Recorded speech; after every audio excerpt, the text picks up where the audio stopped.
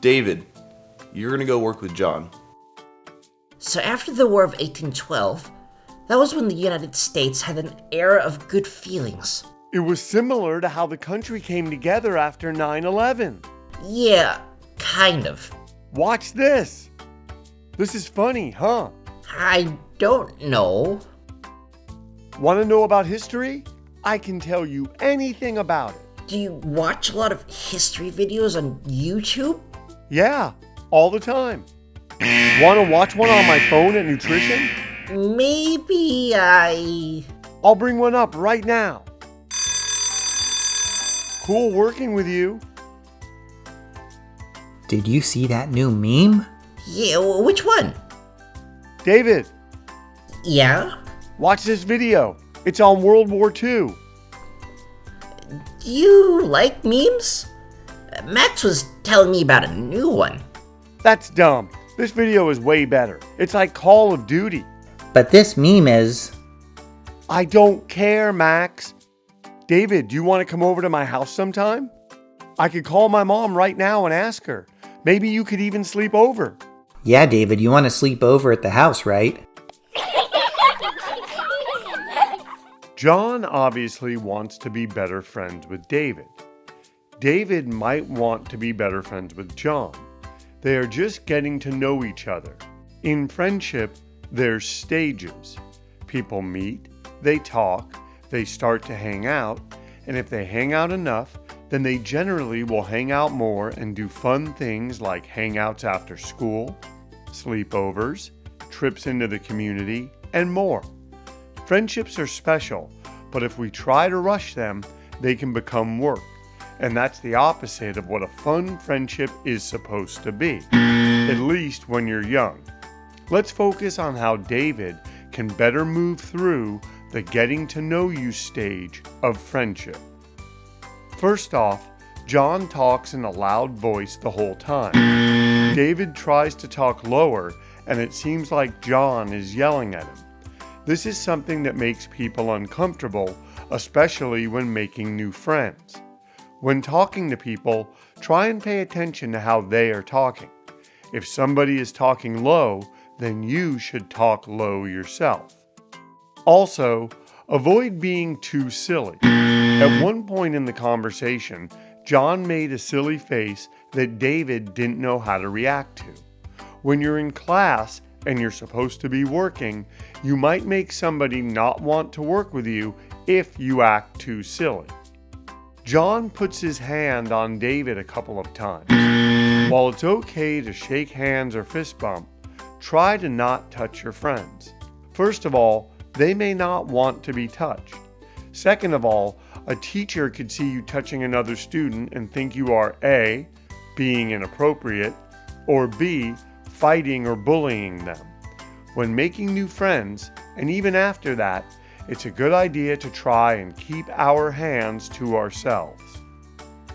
Another issue that John had in this conversation is that he barely let David talk. This problem is compounded when Max walks up to talk about the new meme he found. Conversations go both ways. They aren't just chances for people to only talk about what they want to talk about. Friendships get deeper when people talk to one another and share things. That's how we learn new ideas and discover things that make our lives richer. Continuing with the idea of reading the people you're talking to, David stood up after the bell rang. Class was over, and he clearly wanted to leave. This should have been a sign to John that the conversation was over or coming to an end. A good thing for John to say might have been, "Talk to you later," or "See you at nutrition," if they don't have any more classes together. John missed another opportunity when David's friend Max came up and wanted to talk about a new meme. Rather than follow that conversation, John simply tried to get David's attention. He didn't take turns talking and wasn't flexible when the conversation changed to something other than history. In fact, he's very rude to Max. John should try and follow this conversation by at least talking about memes. If he doesn't know anything about them, he can always ask David and Max questions. Chances are they will be more than eager to tell him about it. Then, after talking for a few exchanges, John can reintroduce history or something he liked, and perhaps the conversation can go deeper.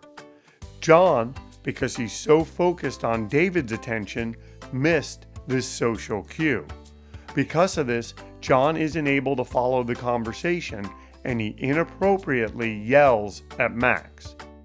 Lastly, this is where John missed another big opportunity in this stage of friendship. Without really knowing David, he asked him to come over and maybe spend the night.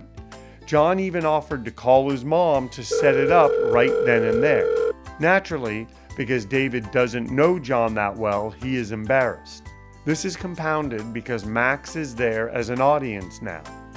Obviously made uncomfortable by John's offer to spend the night, the students walk away from John, and now his moment of joining their conversation and continuing to move through the stages of friendship is gone. It might come back, but at this point, John is just in the getting to know you stage. He might never get past that with David if he doesn't change up how he talks to his friends as they are getting to know one another. Let's look at how John could have handled this stage of friendship differently. Do you watch a lot of history videos on YouTube? Yeah, all the time. Want to watch one on my phone at nutrition? Maybe, if I have time. Okay, I'll try and find you if I'm not playing a game. Cool working with you. Did you see that new meme? Which one? The one of SpongeBob running in a race. SpongeBob ran a race? Yeah, it's really funny. I think I've seen it. Come on, you can show me during nutrition. Can I see it too? Yeah, We just have to hurry because I don't want to be the last one in line. that's the worst. That happened to me once. All I had time to eat was orange juice. John did much better in this example. He may not have been familiar with the meme, but rather than ask David to hang out, he asked about the meme, which allowed him to follow the conversation. He didn't act overly silly, he wasn't talking loud, and he kept his hands to himself. John also acknowledged Max when he walked up. Then, since Max and David were interested in the meme, John also showed interest by asking if he could see it. This helped John in two ways. Number one, it allowed him to remain flexible and in the conversation. Secondly, not only is he talking to David, but he's talking to Max too. If they continue talking and seeing each other at school, maybe they can plan some after-school activities. John's friendship with both boys could really grow. Right now, it is just in the getting to know you stage of the friendship. It won't grow by anyone forcing it or by John not being a considerate friend. Also, as they get to know each other, John will need to determine if David and Max are considerate of him as well. Remember, friendship goes both ways. These things need to happen naturally as they follow the stages of friendship.